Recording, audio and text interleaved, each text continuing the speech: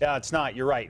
Dean, we're in a tough spot for probably another week to 10 days, and then it does look like we're going to start to see that moisture draw from the south that we so badly need. Now, we are getting some storms out there. It's mainly across the east side of the state. For now, though, you can see in the metro, it's pretty quiet with partly cloudy to clear skies out there right now, but we go down to Eddy County, where we have a severe thunderstorm warning in place until 9:45 for a big old storm, which is pushed through Artesia, and we have up to golf ball sized hail with this as it slides off to the south and east at about 10 miles an hour. It's still outside of Lovington, well outside of Hobbs and Eunice at this point, but it does bear watching because it's got such big hail with it, and winds up to 60 miles an hour, something we should definitely be concerned with. Now, there's no doubt this is the only real big time storm left in the state right now, and of course there it is across the southeastern portion of New Mexico. And throughout the day today, we had quite a few severe thunderstorm warnings across the eastern edge of the state, and they're possible again for tomorrow. So let's break down that setup just a little bit and explain what's going on here. First of all, it's key to understand here how the layers of the atmosphere work in this particular case.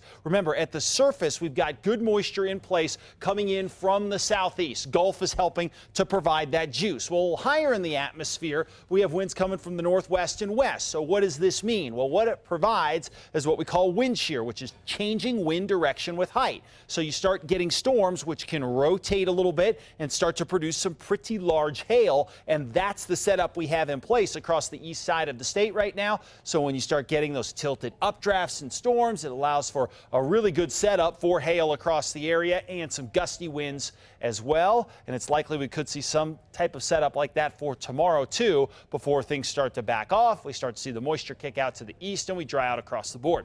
85 degrees in the metro area, or now it's 81. Winds out of the east at 22, gusting to 31 miles an hour. So we're getting those gusty east winds courtesy of some storms across the east earlier today. 70s and 80s out there now. 80s and 90s still hanging on across western portions of the state, obviously with the east wind, which we usually see when we gather all those storms out east. We push back those gusty winds here. Now, it is a possibility tomorrow that once we add the heat of the day, we could pop a quick thunderstorm over the metro area. Because remember, as you're pushing that east wind in here, it's got some juice with it. So once you add the heat, that's the trigger to get the storm going here. And that'll be possible for tomorrow. But throughout the night tonight, most of the action will slowly clear through the east, and then we'll get another round of these storms going for tomorrow. So mild overnight, no doubt, especially if you're in an area that did not see any showers today, which most of us fall into. And then tomorrow, again, a round of showers across the east, and into Wednesday, you start seeing fewer and fewer showers. Temperatures start to edge up.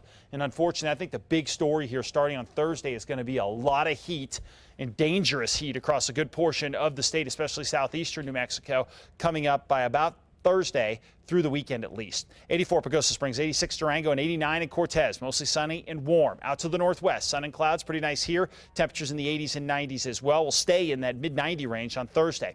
Over to the southwest, warm in Silver City, even warmer. Lordsburg, Deming, Las Cruces, TRC, Alamogordo, and Socorro for tomorrow. And everybody's going to see their temperatures continue to rise. Check out the heat across the southeast. This is what we're talking about. If you want to avoid it, go to Cloudcroft. Nice day tomorrow, 75, plenty of sunshine, high 70s. In the especially early morning hours in the Roswell area, but then that quickly goes away. And then we see Wednesday, Thursday, Friday, all going to be right around 100 degrees, if not better. 86 in Springer, 80 and more, and 84 in Las Vegas. Some severe thunderstorms, will be possible for tomorrow. And then 40s and 50s over the northern mountains to start, and then 70s, 80s, and low 90s.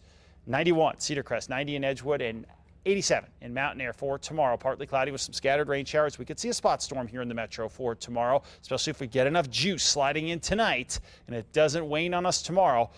We could get some rain if it doesn't wane. Don't forget that. We could get rain if it doesn't wane. You can write that down, Dean, okay? No, seriously. All right. And then Wednesday, Thursday, Friday, we are looking at dry conditions. Much more on Twitter at KRQB Mark. All right. Thank you, Mark. You bet. Coming up.